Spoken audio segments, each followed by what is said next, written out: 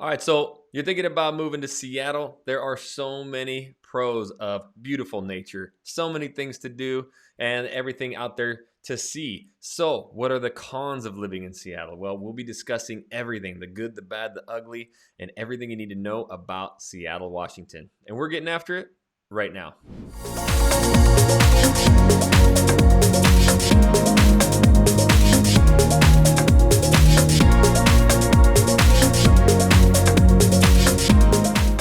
What's up, everybody? This is Jackson Wilkie, And I'm Tova Williamson. Tova, and we are the Real Agent Now group right here in Seattle, Washington. If this is your first time to this channel and you want to learn everything about what it's like to work, eat, sleep, live, play, and those pros and cons, make sure you tap that subscribe button and you click the little bell so you're notified every time we do a new video. And we are getting so many phone calls, emails, texts every day from people moving and relocating here, and we absolutely love it. So if you're thinking about moving anywhere in the Seattle metro, make sure you give us a call, shoot us a text, send us an email, days, nights, weekends. We got your back when moving to Seattle, Washington. All right, so we got a good list going here. Tova and I are both Northwest kids, but at the same time, neither one of us was born and raised here in Seattle. So you get the true insights of what it's like to move here and everything. We're going to be discussing all those pros, those cons that you need to know. And the biggest elephant in the room is the weather. Does it rain here every day, Tova? Not every day, but in the winter it can definitely feel like every day. It's not as bad as a lot of people make it out to be. It's rare that it's a downpour. It's usually kind of a drizzle. We do have a lot of very gray days though, but Mhm. oftentimes the sun will peek its head out every so often, and that's when you just get outside. So this is something that we just love being brutally honest about. And both of us Northwest kids, we grew up in North Idaho, went to high school together. So this to us is like the easiest weather ever. We'll talk about stuff later on in other videos about like utility costs. Well, you don't really have to run your AC all year or your heater all year. It's a very moderate climate, and the average of rainfall is only just over 30 inches. So that's right there with the national average. 0.01 inch consists of a day of rain, and so we'll wake up a lot of mornings with some drizzle, and that consists of a day of rain. So when you see maybe 150 days of rain on average, don't be shocked or don't be thinking it's just downpour. But does it rain like 2 weeks straight sometimes? Hell yeah, it does. But let's talk about that weather too and what it means for our springs and our summers. Yeah, I mean, it rains here in the winter, but then once spring comes around and summer, it's absolutely beautiful here. The summers are amazing. It's sunny, it's gorgeous. It doesn't get too hot. We might get a little bit of a heat wave for about a week, but otherwise it's like perfect in 80s. It cools down at night. It's just absolutely beautiful. And one thing I always like to mention is without the rain, we wouldn't have all the beautiful greenery that we have in the city. It's just so lush and green everywhere, and that's because it does rain. So we have to appreciate it a little bit. Yep, it does. And it fills those beautiful rivers and everything else. So we have the good aquifers and everything. So, yes, it does rain here. And if you are from a sunny area and you cannot stand rain, this may not be the spot for you. But I'll tell you what, and I know we've talked about this, like you look forward to that season. Like I love when I'm kind of sick of like the summer and the heat, and I'm like, I'm ready for that hoodie season. I'm ready for sports. Yeah. And that's something that you'll notice here in the Northwest for sure. Well, Um, that's one thing I say too is how you know you're a true Seattleite is you start grumbling when it's too sunny and you want the rain to come back. yeah. That's when you know that you've made the Need some transition to a fuzz real soup and some Seattleite. Netflix. Yeah. So she mentioned it that rain. That's what makes Seattle Seattle. And so the nature. You may think, oh my gosh, it's so gorgeous there. What could be wrong with it? Well, first of all, let's talk about the pro and the nature. Some of the parks we have around here and what you like to do, with your family and the kiddos. Yeah, I mean, Seattle's a great city. There's so many city parks around here. There's a lot of greenery that you can go to. A lot of neighborhoods have parks within walking distance that you can go to. There's also, we've got mountains. We've got Snoqualmie Mountain. We've got a lot of trails and hiking and outdoor recreation that you can get to. And it's really not that far away. You can drive about an hour out of town and you're in the nature already. So it's really great. There's hiking trails, there's skiing in the winter, skiing and snowboarding. You're really close to the coast. You can drive Hmm. over there. A lot of people are surfing out here. It's crazy. Hiking, there's just so much, yeah, there's so much outdoor stuff to do here. It's really amazing. Yeah, so and we love the outdoors. And again, we're used to having 5 to 6 months of snow in the winter, so it really kind of locked us down. Although we had a lot of fun in the snow, we both we both got little ones now, and so they lose their mittens and their boots and shit within like the first 3 days, and you're stuck inside with it with a toddler. So it is nice to be able to go out basically 365 days a year with that nature. But the cons to that, first and foremost, it doesn't hit me thankfully, but the allergy seasons when things are Yeah. blooming, like my wife all of a sudden, and it triggers. It's funny, like all of a sudden one day, it's like they just got demolished by something, and so you have to watch out for the allergies around here. The other thing I wanted to mention, what about those big pine trees? Yeah, the pine trees, they have a lot of needles. They fall, they clog your gutters. So the pine trees can be a little rough sometimes. And they're really tall and they create a lot of shade too. So sometimes if you're, enclosed by pine trees, you might not see the sun as much in your house if there's a lot of pine trees around. Yep, and one thing that catches people off guard coming if they're flatlanders is the shade. So if you're going to be living, close to mountains and all that, and you are north facing, you're going to get shade a lot earlier. That's something that a lot of people don't know. And if you actually are south facing, you'll get that sun for a lot longer of the day. So a lot of times, on lake living and stuff, if you want that sun to hit you all night, south facing is something. So again, talking to locals and understanding that stuff so that you're not catching the shade by like 4 in the afternoon in the summer. Yeah. Well, and even in the winter, it gets dark at about 5 p.m. here, like Yep. 4:35. So then you're just living in darkness. It does, and that's one thing I noticed from coming from North Idaho, where we're right on the Montana border, where they're an hour ahead of us. I remember like our summers and winters seemed a lot longer, like daylight, like we kind of got that, and then coming right here up to the coast, it's Mhm. like freaking, and it's the opposite in the summer too, because in the summer, man, like sometimes it doesn't get dark till like 9:30, 10 o'clock at night. Like it just you can't get your kids to bed.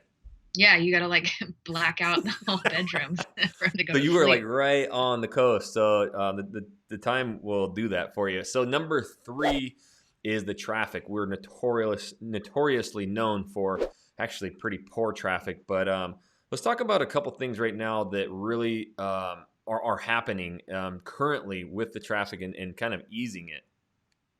Well, I mean, now we've seen a lot of people that are working from home, they're not commuting into their office, so we have seen a bit of a, relief on rush hour traffic. It still isn't great, but we have noticed it's less and less.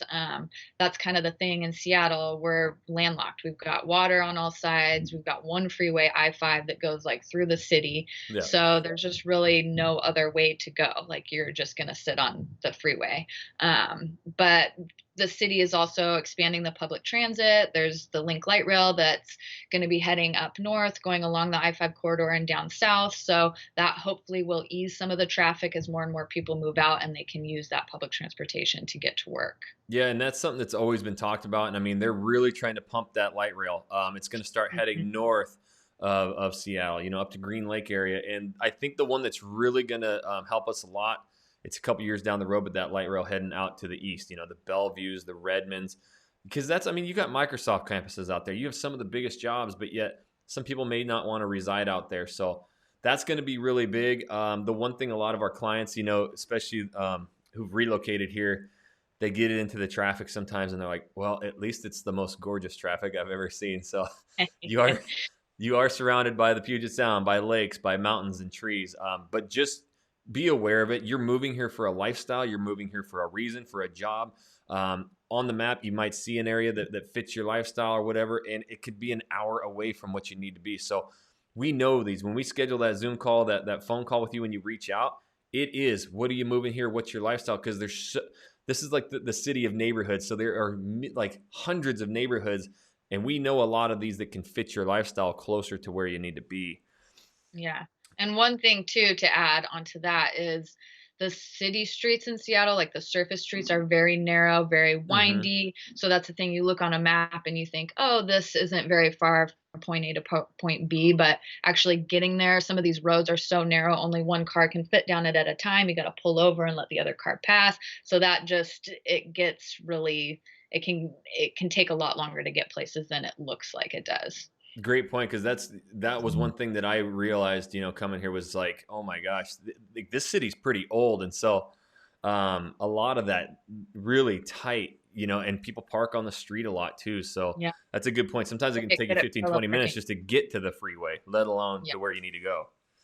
yeah, But want to talk the fourth thing, pro and con, is going to be the culture and the lifestyle. There can definitely be some pros with so many things to do, but that also brings a lot of people out. So let's talk about kind of the con of all the things to do. Something we were talking about right before this. yeah. I mean, Seattle's amazing. There's great restaurants, festivals, museums, music. There's so much going on here, but that's what everybody wants to do. So Hmm. it can get really crowded sometimes, and it can get a little frustrating. Obviously now with 2020, we're not seeing those festivals and things happening.